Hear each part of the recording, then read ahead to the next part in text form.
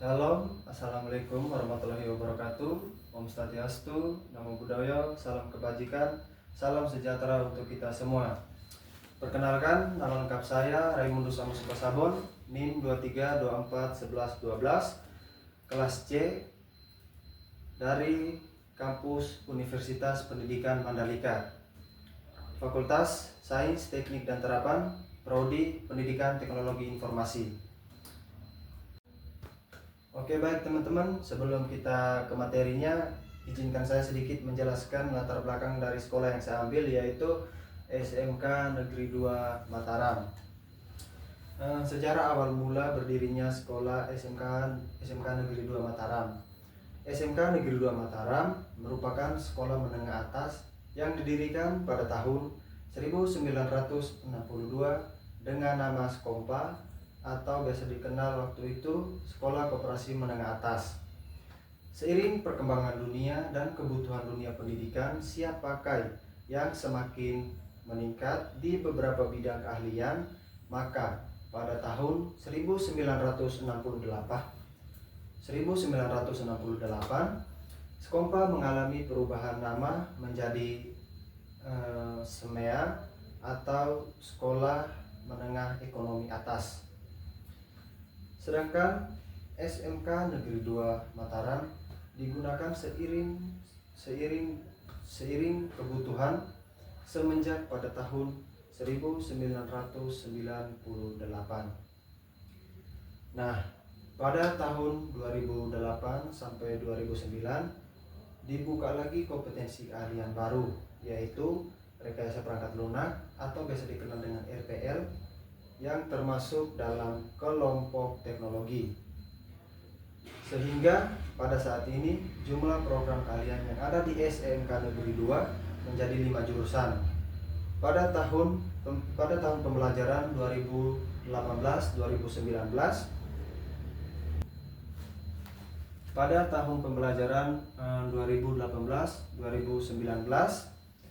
dibuka lagi 5 kompetensi keahlian baru, yaitu desain grafik, desain komunikasi virtual, desain interior, dan teknik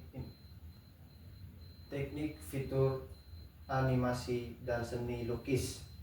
Sehingga pada tahun pembelajaran 2021-2022 kembali membuka penyelenggaraan 3 kompetensi keahlian, yakni teknik kompetensi dan jaringan, perbankan, syairah, dan retail. Sehingga pada saat ini pendidikan kebutuhan di SMK Negeri 2 menjadi 13 kompetensi keahlian. Yang pertama, akuntansi dan lembaga keuangan. Yang kedua, otomatisasi dan tata kelola perkantoran. Yang ketiga, bisnis berani dan pemasaran. Yang keempat, usaha perjalanan wisata. Dan yang kelima, rekayasa perangkat lunak. Yang keenam, desain komunikasi virtual. Yang ketujuh, desain interior dan furnitur. Yang kedelapan, desain grafik. Yang ke-9 seni lukis, dan yang ke-10 animasi.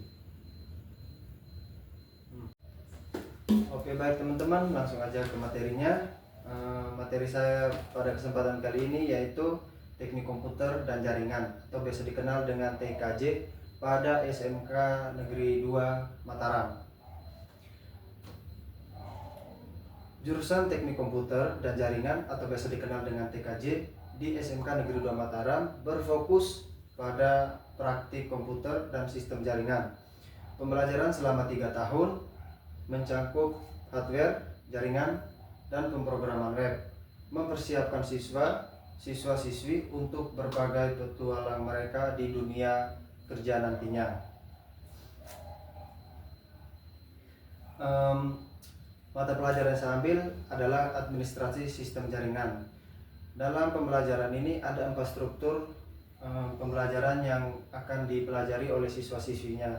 Yang pertama, pengelolaan jaringan. di mana siswa-siswi mempelajari cara mengelola dan mengadministrasi sistem komputer jaringan secara efektif. Yang kedua, struktur jaringan. Memahami sistem kerja jaringan lokal atau LAN dan jaringan luas atau WAN untuk beraktivitas optimal. Yang ketiga, instalasi dan pemeliharaan, di mana para siswa-siswi melakukan instalasi, konfigurasi, dan pemeliharaan perangkat jaringan secara profesional. Yang keempat, monitoring dan troubleshooting, yaitu menguasai teknik monitoring dan troubleshooting jaringan untuk memastikan kinerja yang stabil. Kompetensi administrasi sistem jaringan. Yang pertama, instalasi dan konfigurasi server. Menginstal dan mengkonfigurasi server jaringan untuk berbagai kebutuhan. Yang kedua, keamanan jaringan. Mengatur keamanan jaringan dan firewall untuk melindungi data.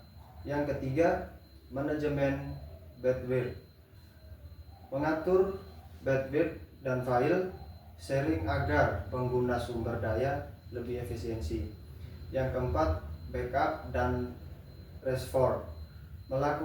Melakukan backup dan restore konfigurasi jaringan dengan aman. Oke, yang berikutnya, hubungan dengan mata kuliah profesi keguruan TIK. Sikap profesional yang harus diambil dari profesi keguruan. Yang pertama, sifat profesional. Mengembangkan sikap profesional dan etika kerja di bidang TIK. Yang kedua, metode pengajar. Pembelajaran jaringan yang lebih efektif. Yang ketiga, persiapan pendidik. Mempersiapkan siswa-siswi sebagai tenaga pendidik atau trainer TIK yang kompeten. Yang keempat, integritas teori dan praktik. Integritas teori administrasi jaringan dengan praktik pembelajaran nyata. Kurikulum dan materi pembelajaran TKJ atau teknik komputer dan jaringan. Yang pertama, sistem operasi. Mendalami sistem operasi jaringan dan server seperti Windows, server, dan Linux. Yang kedua, pemrograman web. Mempelajari pemrograman dasar web untuk administrasi jaringan.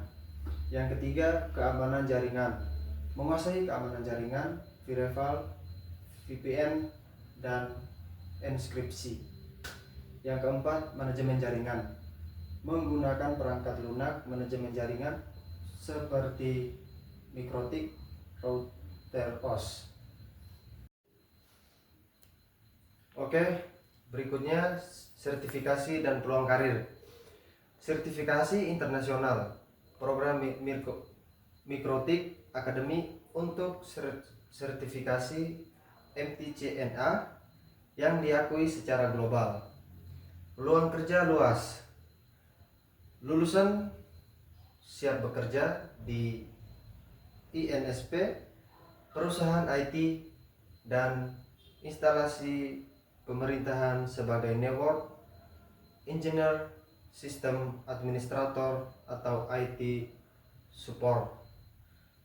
Yang berikut, melakukan pendidikan. Kesempatan melanjutkan pendidikan di jenjang yang lebih tinggi di bidang teknologi informasi. Oke, baik. Ada juga contoh kegiatan praktik dan proyek. Instalasi dan konfigurasi jaringan sekolah, simulasi pengelolaan server dan keamanan jaringan, pembuatan dokumentasi administrasi jaringan yang kooperatif, pelatihan soft skill dan etika profesi TIK untuk kesiapan kerja. Oke, baik, kesimpulannya. Yang pertama, keahlian lengkap. jurusan TKJ di SMKN 2 Mataram membekali siswa dengan keahlian administrasi sistem jaringan yang kooperatif. Yang berikut kompetensi kuat, sertifikasi dan praktik nyata memperkuat kompetensi lulusan di pasar kerja. Yang berikutnya kesiapan ganda, integrasi pembelajaran teknis dan profesi keguruan TIK mendukung kesiapan siswa dalam dunia kerja dan pengajar. Yang berikut masa depan cerah, TKJ adalah pilihan yang tepat untuk masa depan di bidang teknologi jaringan dan pendidikan TIK. Oke, baik teman-teman, sekian presentasi dari saya. Saya berharap presentasi ini dapat memberikan wawasan baru dan inspirasi bagi teman-teman. Sekian dan terima kasih. Jika ada kesalahan kata dalam penjelasan saya dari awal sampai sekarang, mohon maaf. Wassalamualaikum warahmatullahi wabarakatuh.